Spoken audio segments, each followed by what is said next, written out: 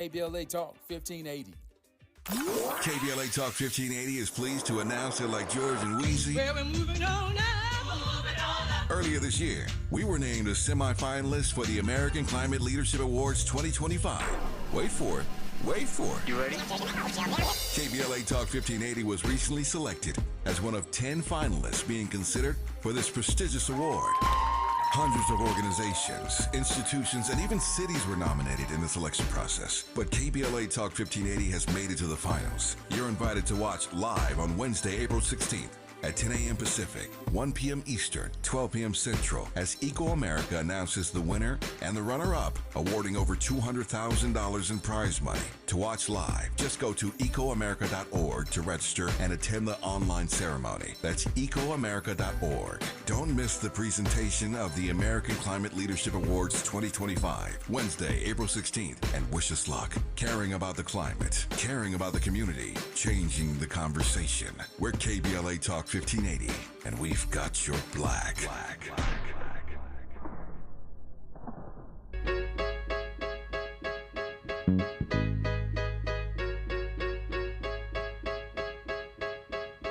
I need a dollar, dollar, dollar, that's what I need. Hey, hey. Well, I need a dollar, dollar, dollar, that's what I need. Hey, hey.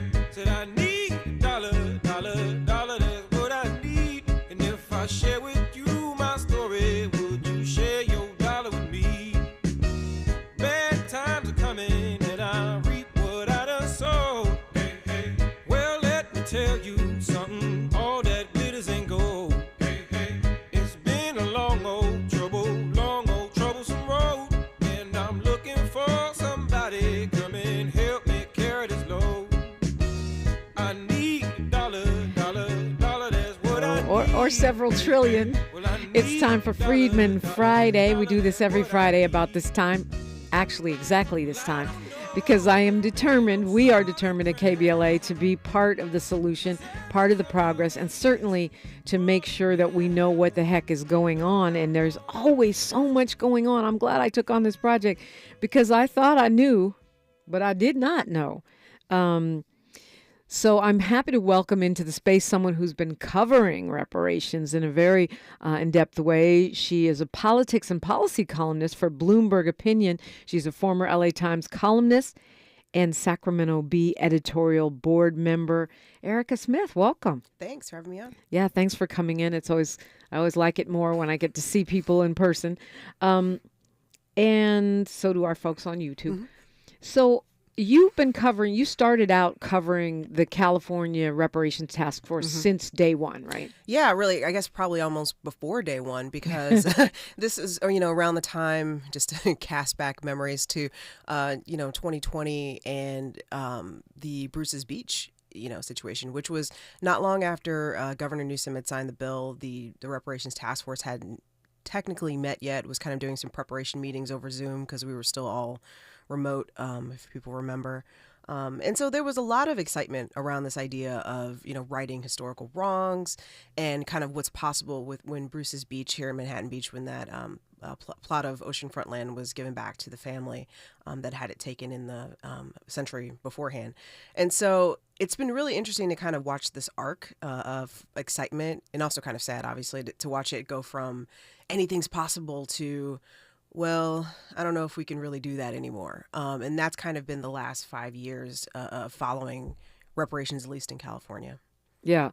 And yet the people are still putting stuff forth, both lawmakers, maybe surprisingly, after what happened at the end of the last legislative session where, last summer, the Legislative Black Caucus shut down a couple of their own bills. Yeah, that was a bit of a fiasco. I was here in Los Angeles kind of following it on social media as it was happening in real time. I mean, the last day of the legislative session is always chaotic, just because you have lawmakers in both houses trying to get their bills to the governor's desk, and there's always, backroom negotiations and, horse trading, that sort of thing. And that was definitely going on with those reparations bills. But yes, as you mentioned, the Legislative Black Caucus has put forth a new slate of bills, hopefully trying to get some of them through to the governor. We'll see what that's going to look like. But there's some interesting ones in the mix. One of the ones I'm particularly interested in is one by Assemblymember Isaac Bryan that's looking at helping Black people who are descendants of those who were enslaved to get into the UC system a little bit easier. I think it's interesting given the current retrenchment we're seeing among the UC system right now, given threats from the Trump administration. I'm actually looking through my list right now. But there's a number of bills some that deal with the idea of, we saw involuntary slavery. That was the ballot proposition that didn't go anywhere last year. That's Prop 6. That's back. Some more talk about Proposition 209 and reforming that. That's the one about considering race in admissions and other areas of government, which is really affirmative action. Yeah, basically, yeah. That predates my time in California, but I'm familiar with it. But so there's a good 15 bills that they're pushing right now. And so we'll see what happens. And so there's definitely still the desire to have reparations in California. The political realities of it, we'll see. Yeah, I mean, the political realities of anything that's from affirmative action to HBCU to a Black Student Union are pretty fragile right now, given our leadership in Washington. Yeah. But I want to circle back for a second to Isaac Bryan's bill that you brought up, because the idea of that bill is, as I understand it, to give priority in admissions to descendants of enslaved persons in this country. But the thing about it is, there are activists saying that's not reparations; it's really affirmative action. I don't know if I see it as affirmative action. What would you? I don't see it as affirmative action.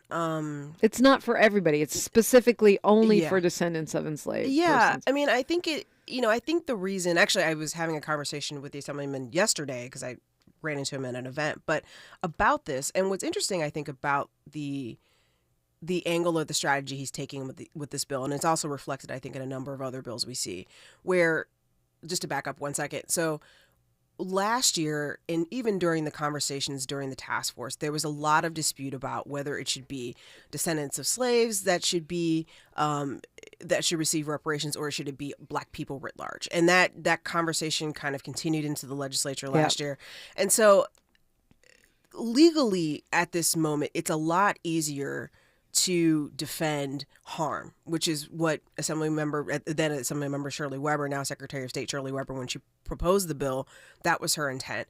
It's clearly legally the most sound thing to do, particularly at this moment when you have a presidential administration that's going after everything race and racial justice related.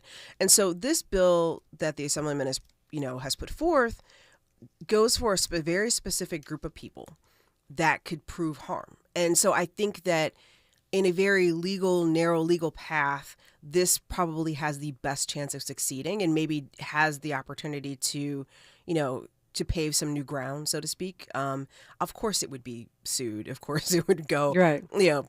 But I mean, it almost feels like a test case for the lineage model of reparations. Absolutely. Absolutely. And that hasn't really happened yet. I mean, I think there's been a lot of talk about it, but I think the lineage model is really the only one that I think is really going to work. Really? I think. I mean, I have, and I've written this in the past, and I was at the Times, I do have deep concerns about how reparations can split the Black community along various different lines. But I think if reparations is going to happen, I think probably lineage is the only one that's actually legally defensible, because you can show harm, right? You can say, I was a descendant of this particular group of people. These are the harms over the years of the decades. This is why. Now you could argue that anybody else who, take the Bruce family, which I don't know their heritage, but you could say, well, they were specifically harmed in this specific case, or the case out of Palm Springs, for example. But that's restitution. That's restitution. Yeah. And so when you're talking about reparations, you're talking about long term. I think really lineage legally is the only one that's going to work at this moment. And maybe that's the test case for down the road, where we can expand this into a broader broader group of people. Yeah, I was surprised more lineage activists that were not embracing Brian's bill, and I think it's probably because of people's anger over what happened last summer with the CLBC. But let's say it did go to the courts, right, and they upheld that. That would be a huge victory for every single lineage-based initiative in the country, right? Absolutely. And it would potentially open the door for the kind of, frankly, financial reparations that a lot of the activists really want. Because then if you have a test case that says, yes, the Supreme Court has upheld this idea that there is harm been committed to this specific group of people and they are owed something. They are owed, whether it's from the state, whether it's from government of some sort, then it opens up this idea of potential financial, reparations and other things that people have been talking for, and frankly, that Black folks are due. But I think you have to have a test case. You have to have something that gets through, that sets the standard for what is possible. And I think that in some ways, I think members of the legislature are kind of in search of that, in hopes of getting that through. Yeah, well, some may be in search of it, and others may be using it as an excuse to search forever and study forever. True. So that they don't actually have to do a thing, but just say they support a thing. Ericka Smith is my guest. You're welcome. If you want to call in, 800-920-1580. I want to, look back at some of what you've seen and what you've covered, but also look forward at what we have in front of us right now.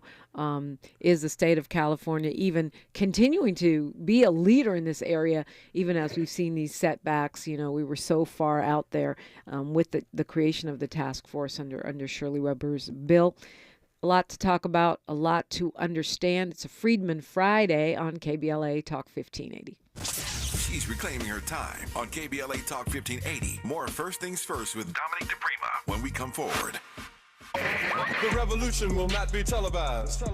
What's up? It is Killer Mike, also known as Michael Render, and I'm encouraging you to listen to More Not Less of Truth Time with Dr. Cornel West and Senator Nina Turner on KBLA Talk 1580.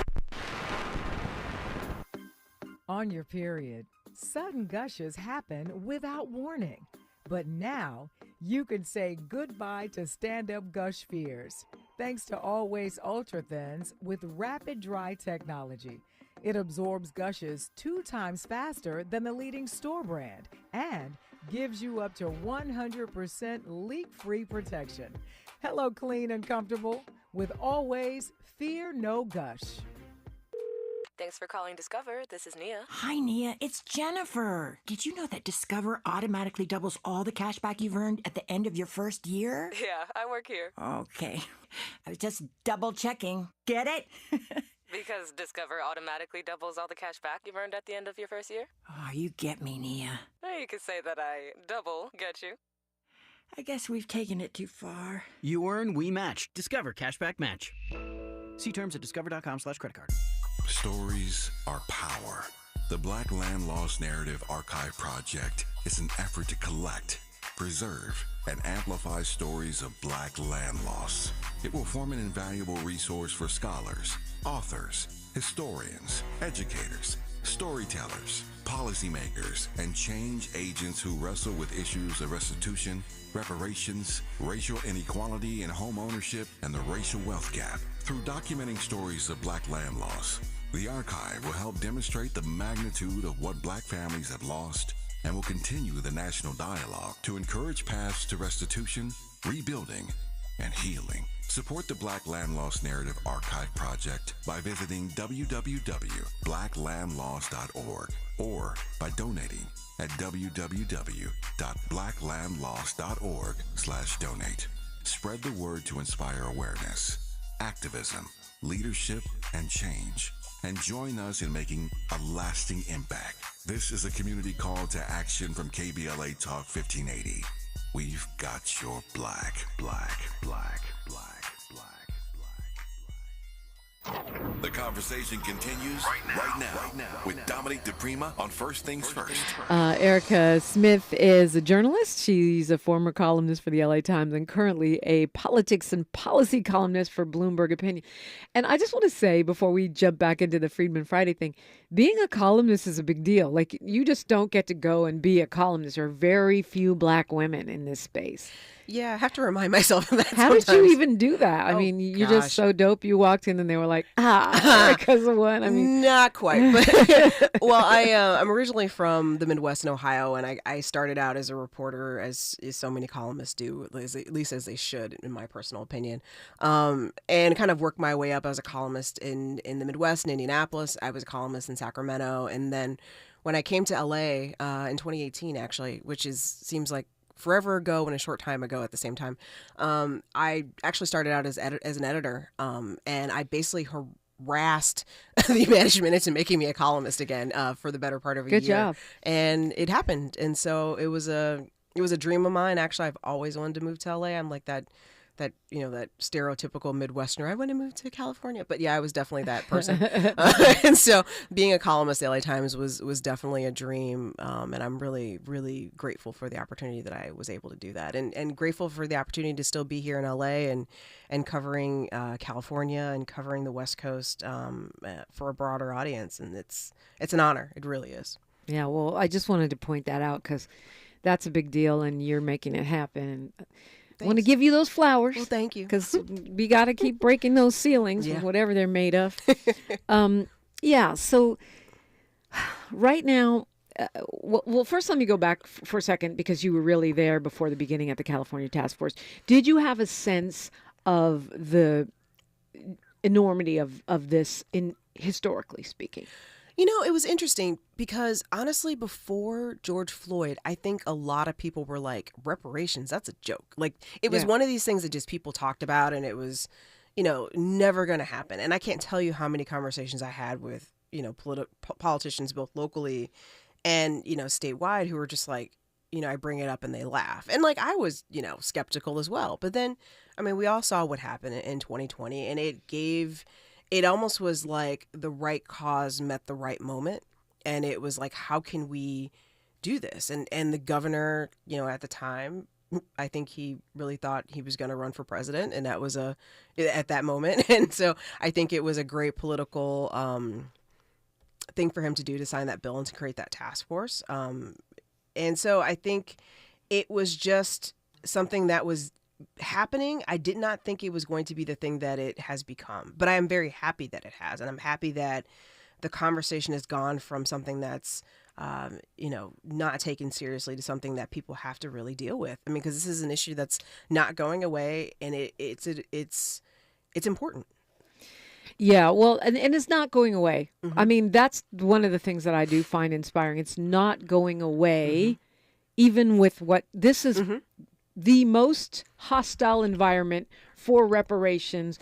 I know some folks are deluding themselves within the movement. They think that somehow Trump is going to magically end everything that helps Black people and also do reparations.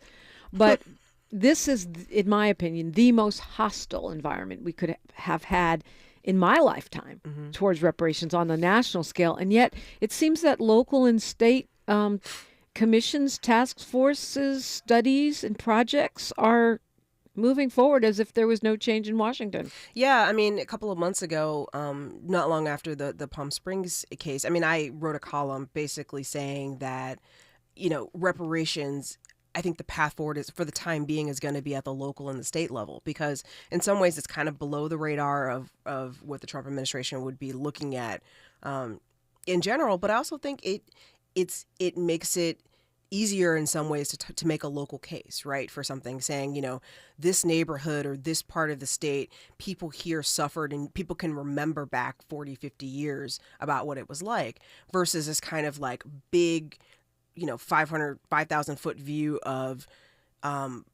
what happened in the past. And so I think I think that is the path forward. I think a lot of people are kind of seizing on that. We see these kind of local cases, whether they're restitution and people make them reparations or whatever. But I think that is going to be the path forward throughout this Trump administration, or at least in the immediate future.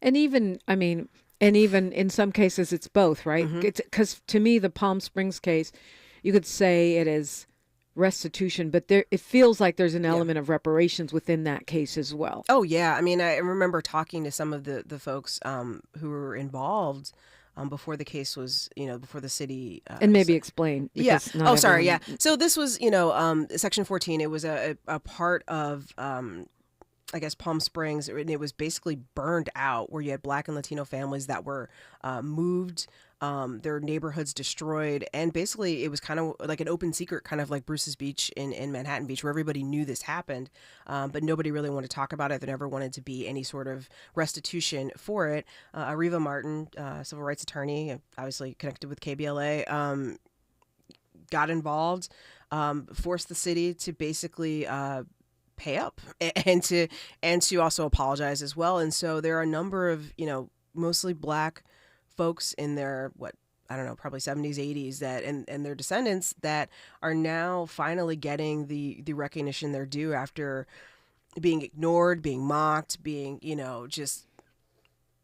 just told to basically go away for so many years. And, I've interviewed a number of them over the last couple of years, and they all obviously say this is restitution, but there is a reparations component to this, because they have felt kind of outsiders in some ways in their own community, where they look at what used to be their neighborhood, or look at what has happened to the city, and people just pretend like it didn't happen. So to have that city and to have the community, and people say, yes, this happened to you, yes, we're sorry, and also here's a check. I mean, like, I think that also, all of these things go together. Here's a check, here's a plaque, here's an apology. And the other thing that feels reparative to me is the fact that they are acknowledging lost health, wealth, not just here's back what you were owed, but here's back us trying to give you back what you would have had if you would have stayed here. Yes, right? That's a big deal, particularly because these are people that didn't really, my understanding, they didn't really own actually their properties. They owned the homes themselves, but not the land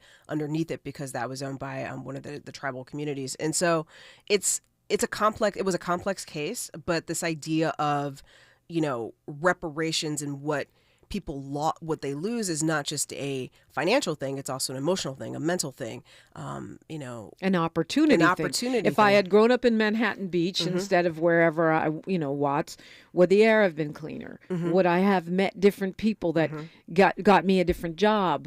Would I have had a different education, which would have put me in another bracket? All of these things, to me, the fact that is taken into consideration in Palm Springs makes it reparations as well as restitution. Absolutely. Yeah. So I think that's right. Do you feel like these local initiatives, and they continue to pop up? I mean, in city after city after city, even where we are right now, Santa Monica, the deadline is in 35 minutes. If you want to be on the Santa Monica reparations task force, you have 35 minutes to go on their website and try to get on selected. But do you think it's like an issue like gay marriage, for example, where it starts in the cities and states and then it gets critical mass and it can become a federal policy? Yeah, I do, because I mean, the bill to create a similar reparations task force at the national level has been, in Congress, I forget for how many years, at least 50, at least 50 years. Yeah. And, really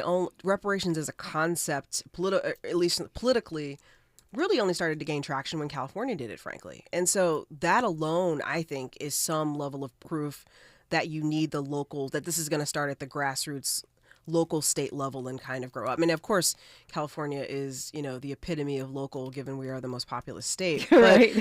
But I do think that, every case, whether it's Palm Springs, whether it's Bruce's Beach, whether it's, name your case around Tulsa, Oklahoma, which unfortunately didn't go, has not gone anywhere. But every single time we have one of these cases in, somebody in my industry, we write about it and it becomes part of the local conversation again. I think it starts to communicate and people start to understand it more. And I think that reparations, we're at this point, this knee-jerk kind of reactionary phase where people are like, I don't want anything to do with that. I don't need to know that. People don't have the patience. And I think just that kind of constant drip, drip, drip, drip, drip of these cases and people having to face them, I think is going to eventually turn the tide. And I think that will be what drives the national conversation. It also normalizes it. Yeah. To your point, I mean, me and Dick Gregory were talking about this in the 90s on the radio, and it was considered very fringe, was very fringe, like being an airtarian and living off of air. People, laughed at us. And Mr. Gregory used to say to me, we have to normalize it first. Yeah. People have to think of it not as a weird thing, but as a just thing. And that's one of the things I loved about the study that came out of Harvard, where they show all the different things that this country has paid reparations for, and how we actually have a whole system in our government to pay reparations to people. So it's not strange if you really look at it. You could say just the opposite, that black people, the descendants of enslaved people in this country, are the ones who have been excluded from reparations. Yeah. I mean, it's interesting. I'm actually working on a column right now writing about Japanese Americans, in part the redress movement, which was, reparations. But one of the things I learned in my reporting, when the redress movement happened for Japanese Americans, they picked, I think it was $25,000, per person, who was a living, descendant of somebody who was in the camps at the time in World War II. But there was a push to not do anybody who was not in the camps, because they were afraid that black people would be like, well, wait, what about us? Because we weren't alive. None of us were alive when slavery was happening. But if you open up on a federal level to say, well, it's not just you, but your entire descendants, and that opens up that class of folks, which is black folks. So that happened in the 80s. And so that concept now of reparations at the federal level in the government, I mean, it's well worn. I mean, there's many, many groups that have gotten reparations for various different things over the years, but there's still a resistance, I think, in part because government knows they pay through the nose. Yeah, because we are basically the foundation of wealth in this country. Absolutely. 12 generations of unpaid labor. Apparently, Conyers introduced H.R. 41st in 1989, so that's like 36 years. 36 years ago, wow. My math is correct. Not 50, but still, it's a long Feels like time. 50. And then, right, it does. Well, and then, Ayanna Presley, Congresswoman, and of course, Senator Cory Booker just reintroduced it, which I think is very brave, considering it's highly unlikely that anything's going to happen.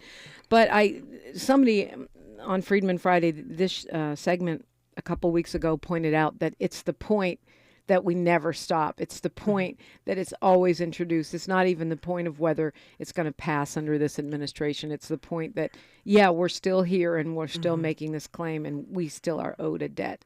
Yeah, absolutely. It's almost like a protest bill in some ways, showing up and making sure people remember that it exists. And to your point, I loved the fact that last year it was the Japanese recipients of those reparations who were lobbying Biden to do something for Oklahoma, victims of Black Wall Street before he left office. Of course, he didn't heed them, but they tried. Yeah. It's a Freedman Friday. I'm Dominique DiPrima. My guest is Ericka Smith, and you're listening to KBLA Talk 1580. Say the quiet part out loud. KBLA Talk 1580. I'm Alexandria Icamoni with 4 things you should know from BIN News. Black Tesla owners are expressing concerns over an online map. It shows a Molotov cocktail image as a cursor while sharing their personal information, including home addresses. Black Boston Celtics fans are reacting to the team being sold to a new owner in a record-setting deal. Reportedly, there's an agreement to purchase the NBA franchise for just over $6 billion. There's another recall to the Tesla Cybertruck that black drivers need to know about. The recall notice says there is a safety issue relating to a cosmetic panel that could fall off, creating a road hazard. A federal judge is tossing out a copyright lawsuit against Mariah Carey's All I Want for Christmas Is You.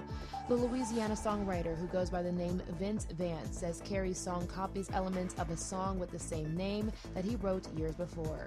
Get BIN News on demand 24/7 at BINnews.com. They've got snow. Time to bundle up. The Palm Springs Aerial Tramway. Flood speed downhill. Angels appear in the drifts. A jolly snowman welcomes you back. Bring the entire family for a day in their winter wonderland. The Palm Springs Aerial Tramway. Snow at its peak. PSTramway.com. This is the KBLA Sports Minute with Ray Richardson. Not having 3 starters caught up to the Lakers last night, they lost to Milwaukee 118-89, one of the weaker performances by the Lakers this season. LeBron, Luka Doncic, and Rui Hachimura continue to be sidelined with injuries. Rookies Dalton Connect and Bronny James led the Lakers with 17 points each.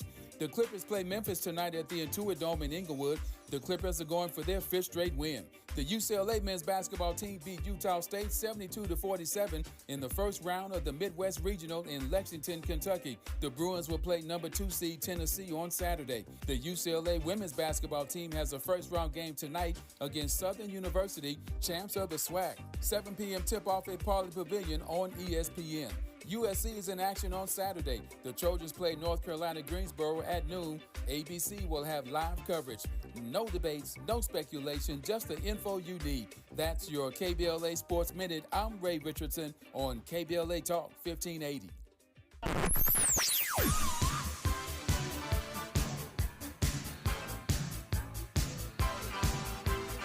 This is KBLA Talk 1580. Talk radio. That's music to your ears. We're unapologetically progressive. KBLA Talk 1580. I found out that one of my players was vaping. I brought him in and asked him, where did this stuff come from? He said, it's bigger than you think, coach. He had told me that almost everybody in my team was vaping. The next day, all the parents came in, and I said, hey, you as parents need to do your part. You guys need to figure out how, why, and when this stuff is happening, and we got to get it fixed. Coach Sanchez and his team took vaping head-on. Learn how he and other Californians are beating big tobacco at undo.org. At the tone, please record your message. You ready? Drop it! Mr. Tavis Smiley, preach it. Thank you, man. Politics in this country is crazy. You put things in perspective that even I didn't. The right is playing fast and loose with facts and scapegoating everyone under the sun, especially black and brown people. As a white man, I do not agree with this, and I am on my black and brown brothers and sisters' side. Fight the good fight. Know that I am part of the resistance. Let's fight the power. Our freedom of speech is freedom of death. We got to fight the powers that be. KBLA Talk 1580. We've got your black. Point. Hey, you okay? You don't normally miss those shots. I just haven't been as regular lately, and it's making me feel sluggish. You should try Metamucil. It's been a game changer for me. Metamucil's plant-based psyllium fiber helps trap and remove the waste that weighs you down. Ace, you're moving better than you were last week. Definitely. Metamucil keeps you moving. These statements have not been evaluated by the Food and Drug Administration. This product is not intended to diagnose, treat, cure, or prevent any disease. Learn more at metamucil.com. I occasionally have nerve discomfort in my hands, so the things I love to do... Let's play something, Grandma.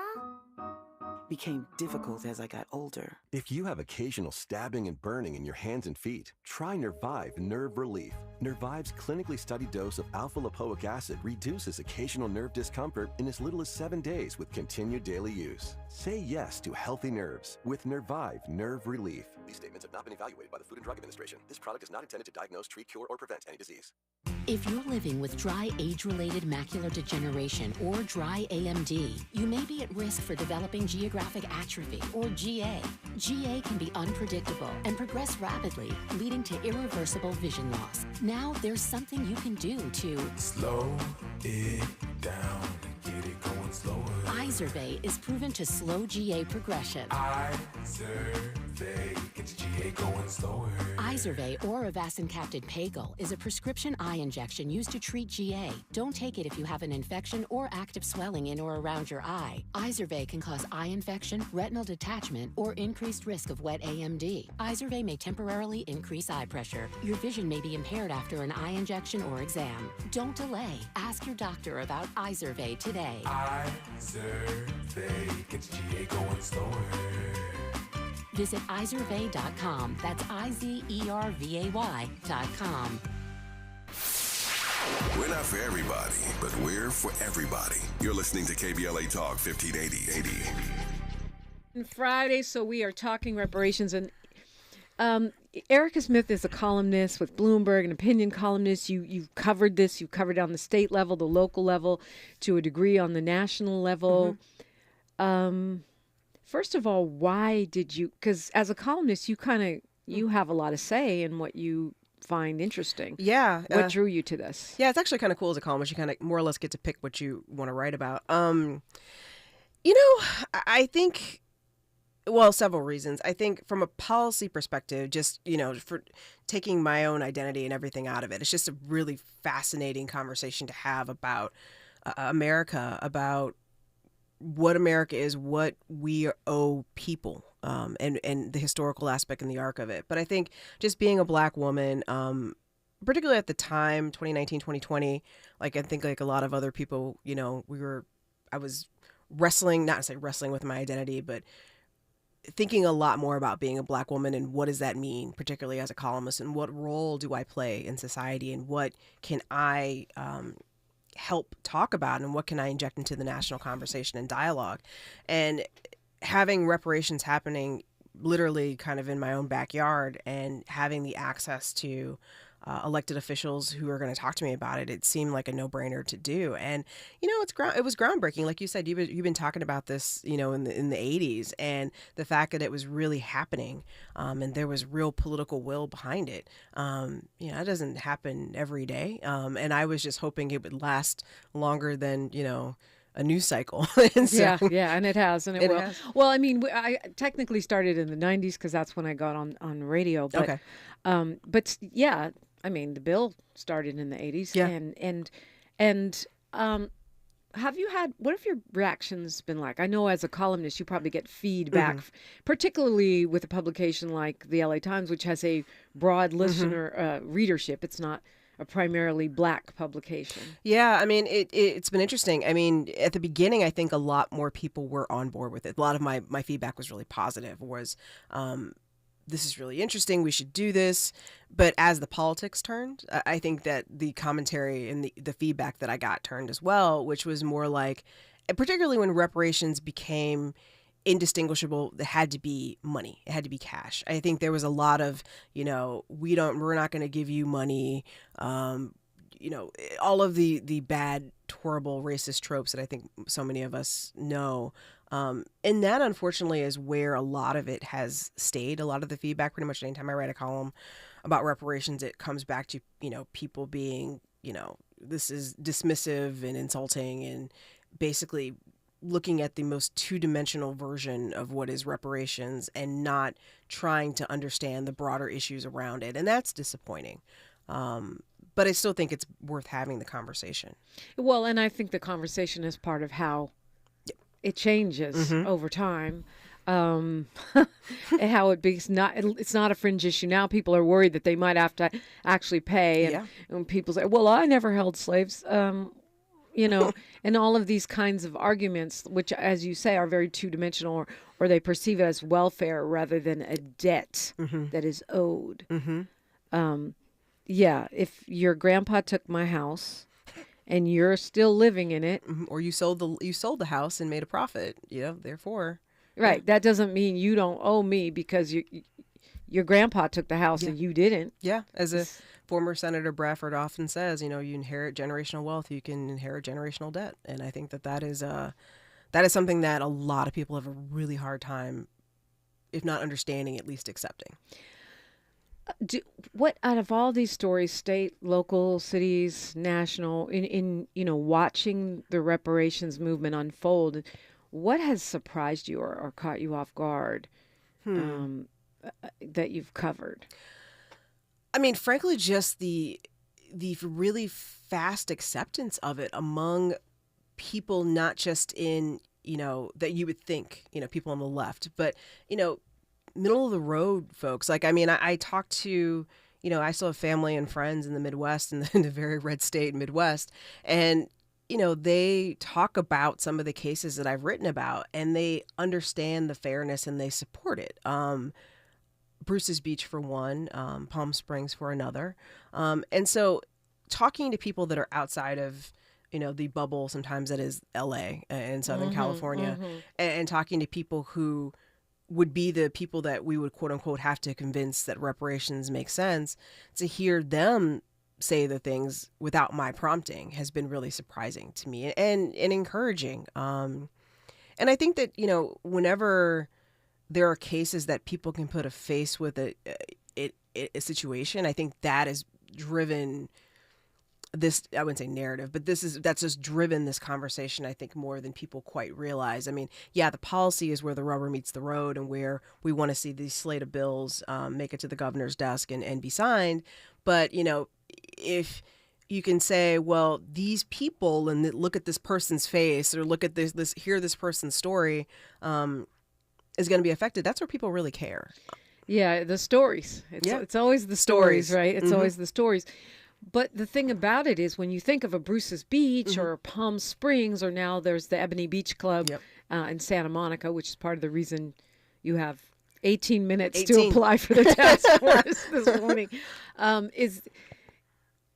we think of those as rare, but they really aren't rare. No, and I think that's one of the things that I hope that I should say, I want more reporters as we write these stories, and journalists as we write these stories, or TV reporters, that we reiterate that. Like, these are one instance that gets pulled out, but this is not a rare thing. This is common. This is what happened. And that's why reparations is necessary. And I feel like that does get lost a little bit. People think these are kind of one-offs, and they're not. Yeah, like, oh, this happened to this poor family. No, this was happening all the time. It's kind of like police murders. You know, one or two catch the public's attention for whatever reason, and people don't realize that happened 1,000 other times that year, almost every single year in American history. Yes, exactly. And that is the hard part of conveying, because we're in this media environment where, you know, we're all confronted with this flood of information, and we as journalists are trying to, you know, being like, here, look at me. And people get attracted to a story for a bit. We have a short attention span. We move on to the next thing. It's even more so now with social media. And so that is the challenge, right, of trying to talk about how this is a widespread, ongoing thing that happened by telling that through these stories of these individual incidents. And how do you merge the two?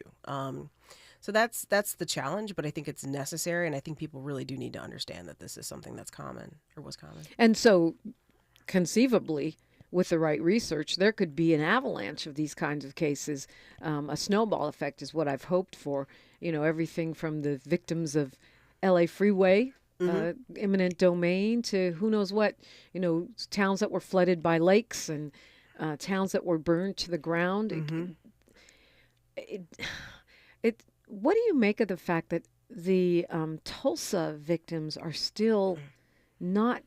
I mean, it's crazy to me that Bruce's Beach gets restitution before one of the most, you know, I guess recently widely known cases. Yeah, I mean, I think that unfortunately has a lot to do with the politics of the state. You know, it's just, you know, well, you got to remember, you know, in California and Bruce's Beach, I mean, the state came together, the legislature and the governor came together with the county, really over the city of Manhattan Beach, to basically make this happen. Yeah, that's true. And so in Oklahoma, which is a very solidly red state, I mean, even in Tulsa, which is not necessarily, which is a little bit more purple from my understanding, it's the way that is structured, and the way that those victims basically had to go to the Supreme Court. They have very limited means of being able, under the law, of being able to get restitution because of the way, and like, you're not going to get that kind of same cooperation. First with Dominique DiPrima. Okay, little error there. Sorry about that.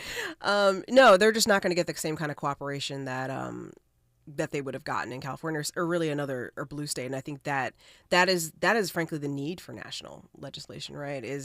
Or frankly, what Biden should have done, to your point, the Japanese Americans were pushing him to do before he left office, is that we need, you know, sometimes you shouldn't, your fate shouldn't depend on whether you live in a red or a blue state. And that, unfortunately, is too often the case right now in America. That's a good point.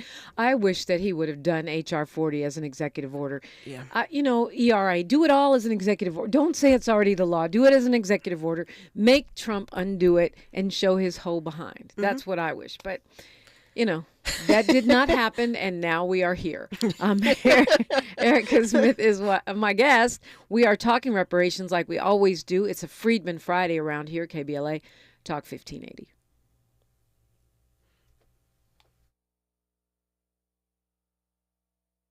More of First Things First with Dominique DiPrima when we come forward.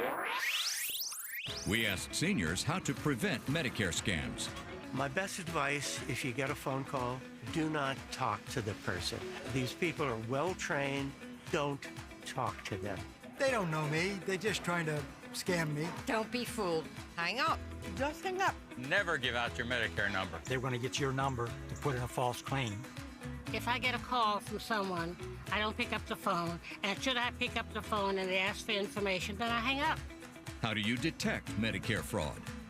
Just like I check my credit card statements, I check my Medicare statements monthly. Scammers can get a hold of your number, order medical devices through your account, and you're not even going to know about it if you don't look at your statement. Check your statement every month. If you get your statement and you see something that you know you did not have done, you report it. Call your senior Medicare Patrol. To report Medicare fraud, call the Senior Medicare Patrol at 855-613-7080. I feel so alone. I'm embarrassed to talk about it. How can I help my kid if I can't help myself? I can't remember when I wasn't stressed. I don't like it inside. When you feel overwhelmed by your thoughts and emotions, it's okay to get help. You are not alone. CalHope is here for you with free, safe, and confidential mental health resources for youth, young adults, families, and you. Find support now at calhope.org. Hey there, Los Angeles. This is James Lucky Jr., publisher and editor of Los Angeles News Observer. Are you hungry for news that matters to you in the African-American communities of Los Angeles? Well, buckle up, because we got the scoop you've been craving. Stay in the know and never miss a beat with our free weekly publications conveniently available near you. Or hop on the digital wave and become an exclusive subscriber at OGNSC.com.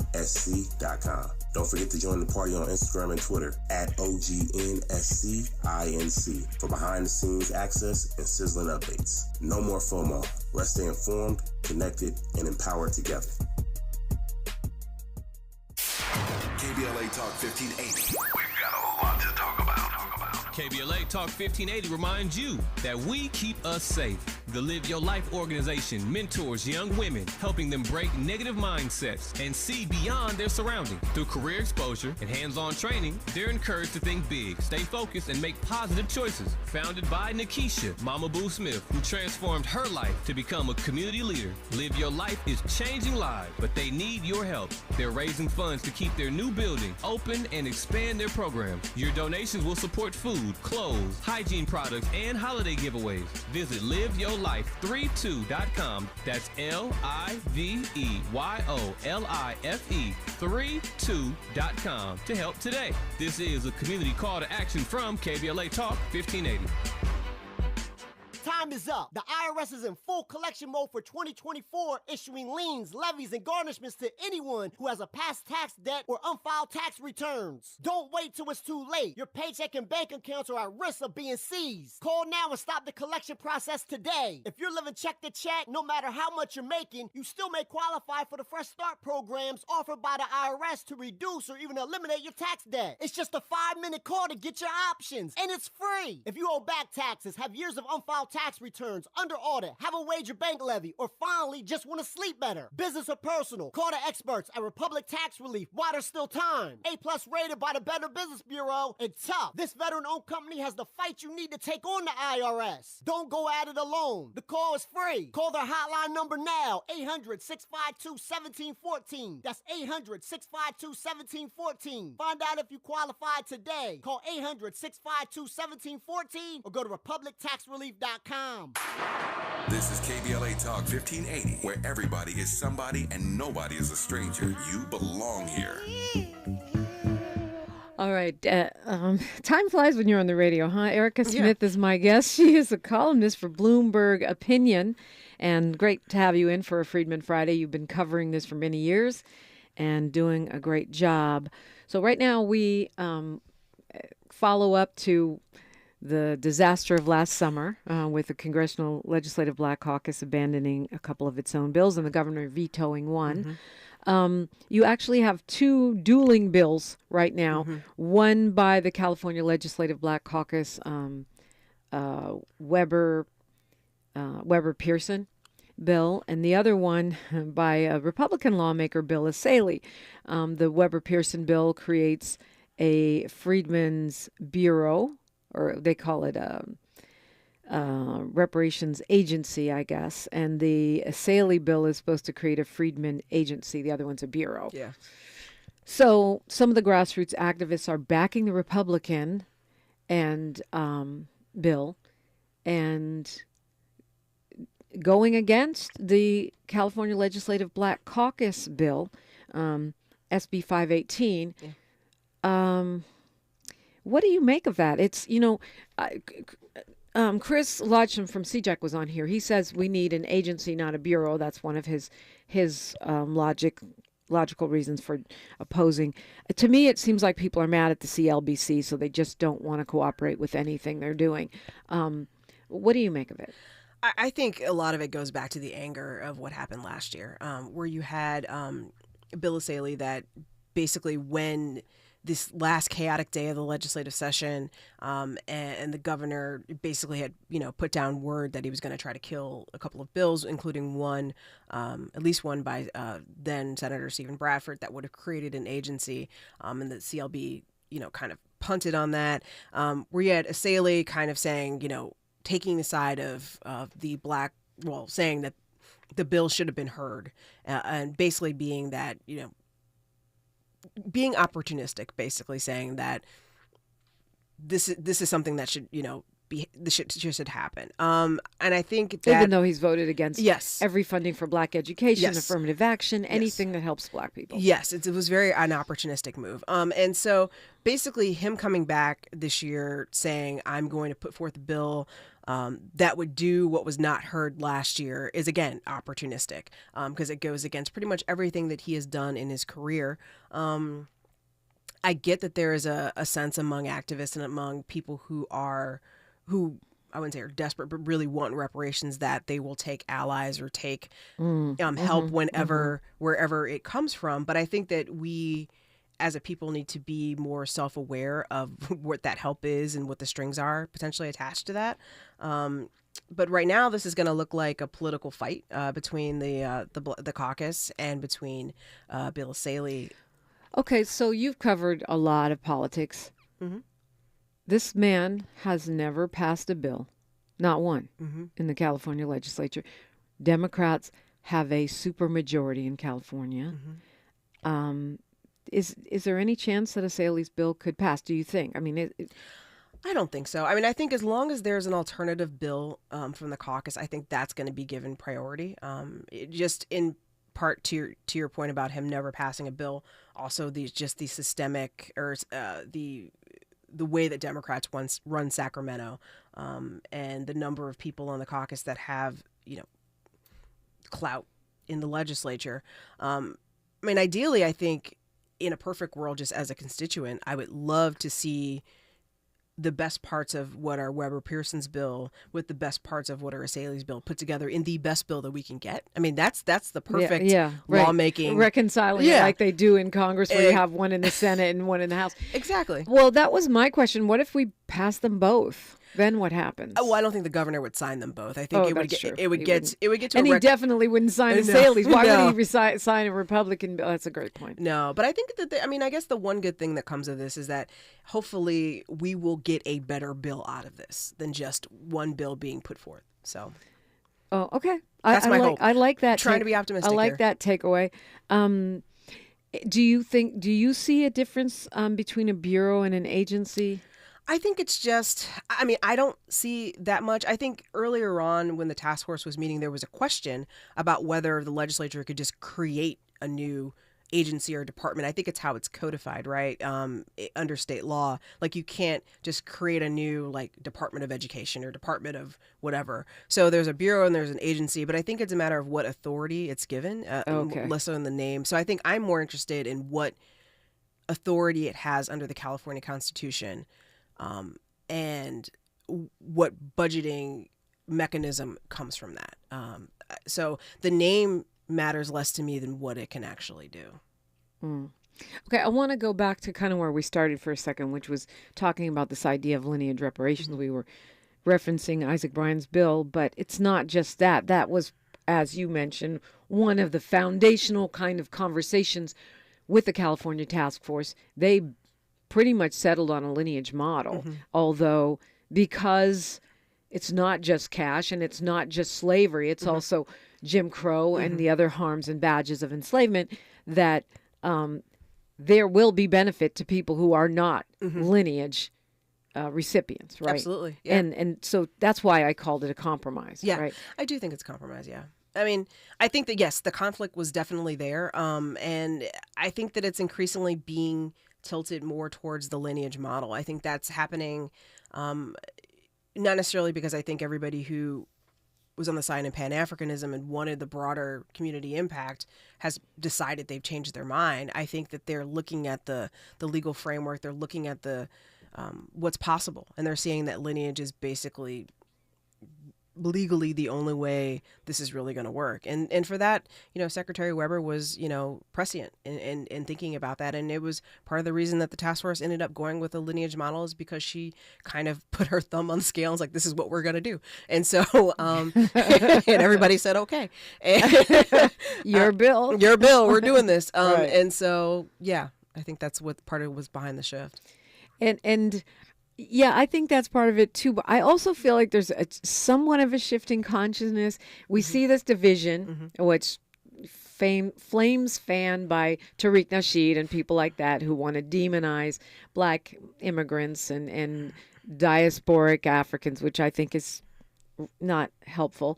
But I also think that there's a due recognition by Pan-Africanists and people that kind of have that mind frame, that there is a specificity of the Black American experience, and our ancestors do deserve credit, light, and repair in every sense. I do. I agree. I think that as the conversation has continued to percolate, I think people are starting to understand that more, and frankly, just as more and more of these cases come out, right? I think that people are saying, okay, I get it. Hopefully, as, again, fingers crossed, bills start passing, becoming law, that broader agreement holds and we don't, devolve into infighting. But I agree. I meant to ask you all about LA because you helped roll it out and you covered it. We only have a minute though. So what would you direct people to check out about that? Because I found some surprises in the reparations report. Yeah, I mean, I think that the interesting thing, I think probably what people are going to find right now is probably on policing and probably on housing discrimination. I think particularly given our housing crisis, and also just given some of the recent reporting about, text messages from LAPD officers and just that ongoing issue at LAPD in terms of the way that they police. And so I think that, again, this is one report in many in the state. It'll be interesting to see what LA does with this report, how they move forward on it. But I think if folks want to pick one or two areas and really push on them, I think that's really what's going to matter. But again, there's also the political realities of the fact that LA, the city, is now in a budget deficit. So I don't know. We're at an interesting point for reparations that has a lot of promise, but a lot of challenges. But I guess that's in some ways nothing new for this topic. Yeah. Well, shout out to the LA Civil Rights Department and the city of LA for getting it done in this climate. It was important. Yeah. Ericka Smith, how can we follow you? Gosh, on on X at Erika ERIKA_D_Smith. I'm still on that site. Also on Blue Sky and also on Instagram. Same. I think more or less same handles. Yeah, thank you so much for coming in. I appreciate the conversation. Thank you for having me. We're going to talk about the homeless agency for the city of LA and all of the drama. When we come forward, Attorney Dion Raymond is here. KBLA Talk 1580. KBLA 1580 Santa Monica.